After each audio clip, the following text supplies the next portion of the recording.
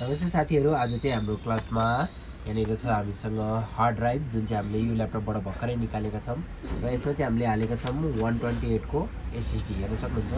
यदि तपाईँहरूले भर्खरै फर्स्टचोटि एसएसडी हाल्दै हुनुहुन्छ भने चाहिँ तपाईँहरूले केही गर्नु पर्दैन, जस्ट जसरी मैले तपाईँहरूलाई भनेको थिएँ पोर्टेबल पेन ड्राइभ बनाउने त्यसको पनि म भिडियो हालिदिन्छु अलग पाराले। सो यसरी अब पेन ड्राइभलाई चाहिँ यहाँनिर कनेक्ट गर्नु होला।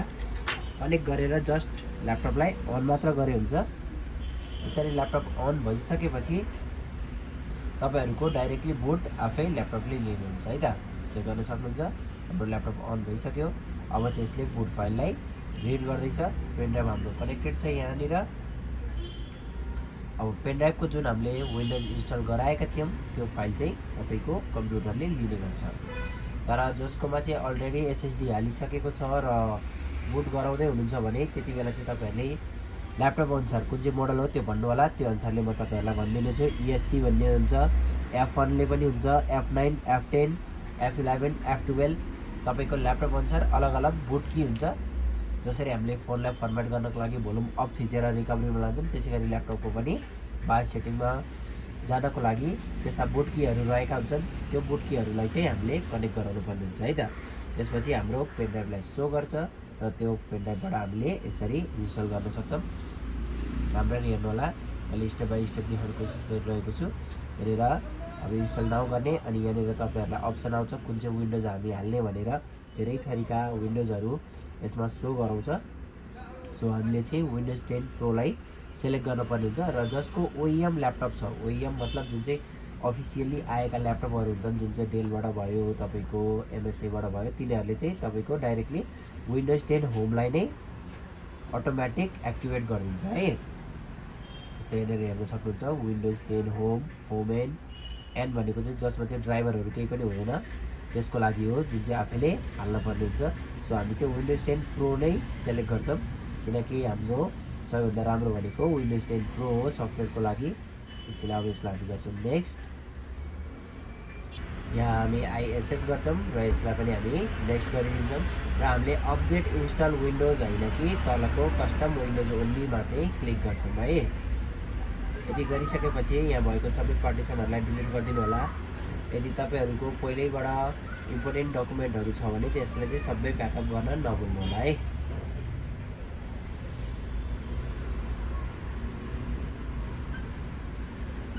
यसरी हामी सिंगल एउटा ड्राइभ बनाइदिने छौं र यसलाई हामी नेक्स्ट गरिदिने छौं। त्यसपछि हाम्रो विन्डोज कपी हुन सुरु हुन्छ। यसलाई कम्तिमा पनि 5 देखि 10-15 मिनेट लाग्न सक्छ। सो त्यति टाइम चाहिँ हामी वेट गर्छौं र अरु कुराहरु काम गर्छौं।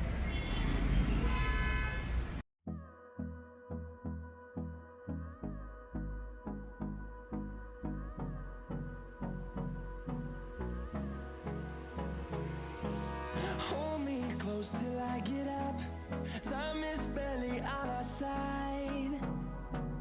I don't wanna waste what's left. The storms we chase are leading us, and love is all we'll ever trust.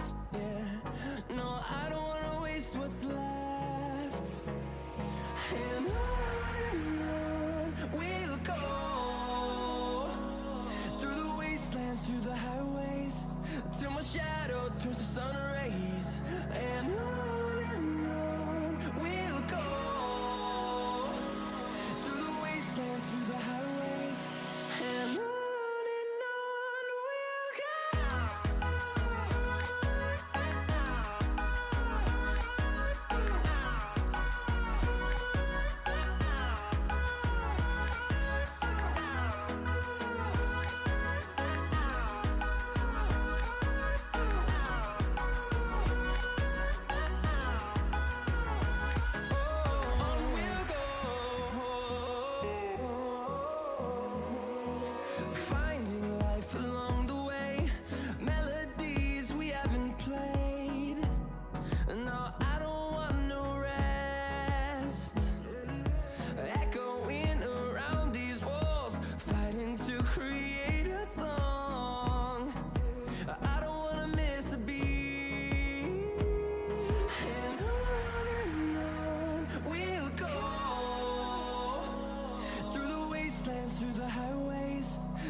shadow turns to sun rays, and on we'll go, through the wastelands, through the highways, and on we'll go.